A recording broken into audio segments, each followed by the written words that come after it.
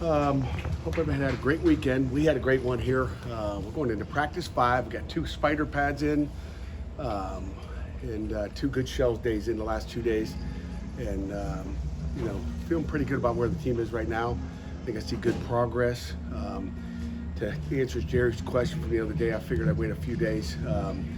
You got two things just to give you update wise. Bam Bremas is not going to be with us. He has graduated from the University of Pittsburgh, and that's kind of really all I can say at this point. So we're good there.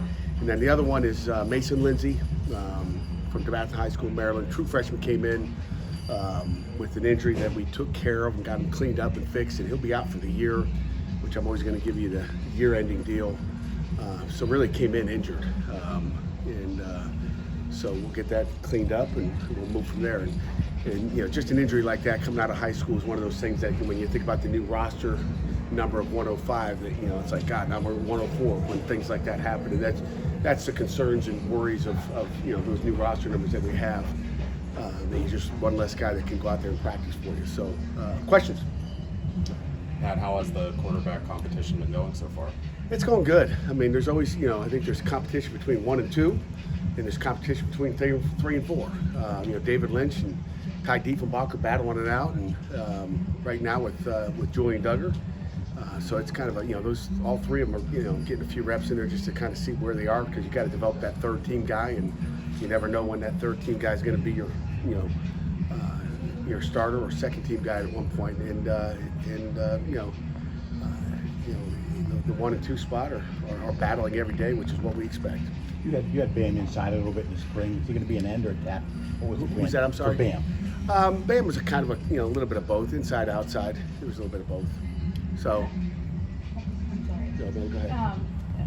Who's been standing out on the defensive line at the tackle and then? Yeah, it's a great question. There's, again, that's one of those spots that I'm, anxious to see how it goes. But the defensive end, Nate Matlack, I'll just name guys that I feel like are in the top 4 right now. And there's been some major improvements, by all of them. But Nate Matlack, Jimmy Scott, you talk about Chief Borders, I think you got a chance to talk to him the other day, outstanding kid, Chief Borders.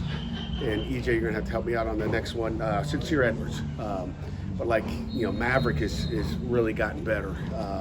You see improvement there. You see David Ojebwe is improved from where he was in the spring. So there's a lot of things going on there. And then inside there's there's a lot of stuff going on. Kai Johnson shows improvement every day. Our quiet time today is talking about consistency. Like if the Kai Johnson consistently would give it to you every day, every play, be like, woof, like he could be a beast inside. Like there's plays you see him like, wow, and then there's like, give it to me. Just stay consistent. We just need that high level all the time to make him really good. But the other guys inside, I tell you what, Nick James had a heck of a day yesterday, getting off the ball and doing what we want him to do. And I know I'm going to miss guys in there, but Francis Brew, big, strong guy. If you asked any of the O-linemen, they're going to say he's the strongest guy up front. Isaiah Neal, okay, he doesn't even say that's his name. He's Ghost. Like he introduces himself as I'm Ghost. It's like someday when you get an interview when you're 30, like you can't say I'm Ghost. Okay, so Isaiah Neal, okay, he may not know who that is if he listens and to stuff, but he's got some juice inside. He's got a different gear inside that we really like to see, and I'm trying to think of who else I'm missing. There's guys I'm missing. Tell me if I'm missing, I'll give you a scoop on. Come on, EJ. You don't have the depth chart in front of you. Fitzsimmons, of course. He's probably the most consistent of all of them in there. He's firm. Thank you. Thanks, EJ.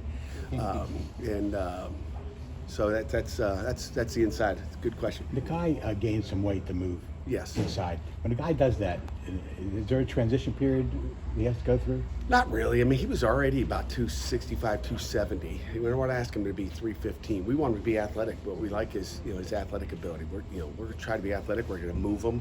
To me, the secret to our defense is we don't need these gigantic guys.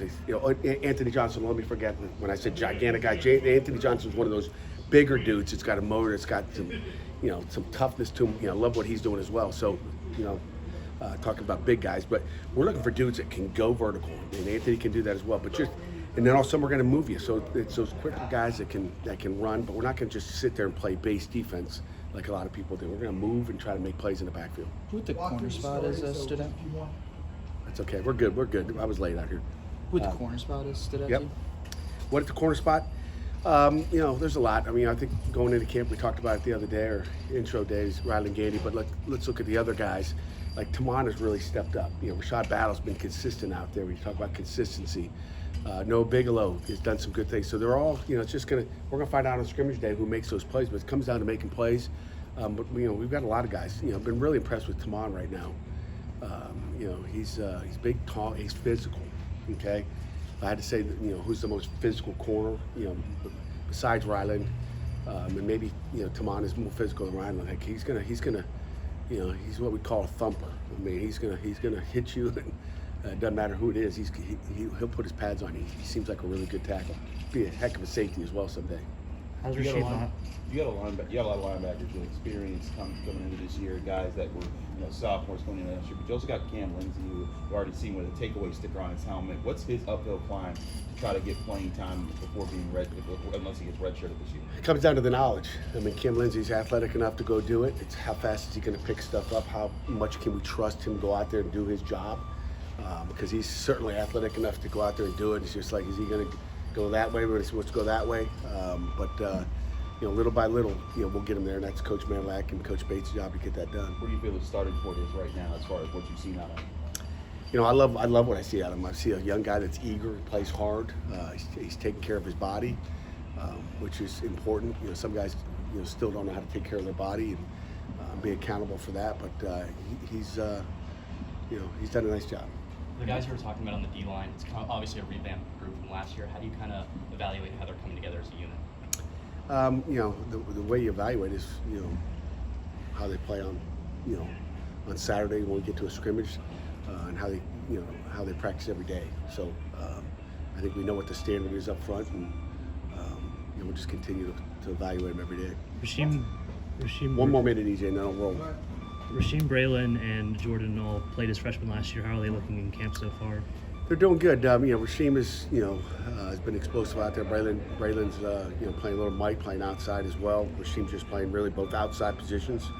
And then Jordan Bass is doing a nice job. He's athletic, and he continues to develop. He's still walking. I mean, I think in the spring you guys all knew, he had a shoulder, so we're slowly getting him in there. I don't want him in there, blowing things up. So, he's going skelly. We're just taking it slow, so we don't lose him because he's awful important. When do you guys go to full pads?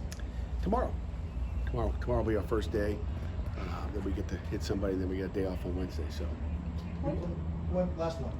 What's been the biggest improvement in Ryland and his team? Rather than just consistent, we talk about the focus today is, consistency, but in details. But like he's detailed, he knows what to do, and he's the same guy every day. You can count on him. And again, I guess it's that trust factor that you just can count on him.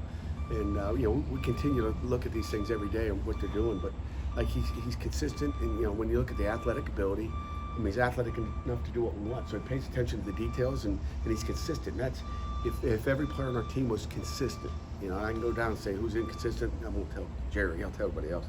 But like there's consistency issues. I think consistency is critical. Okay, we good?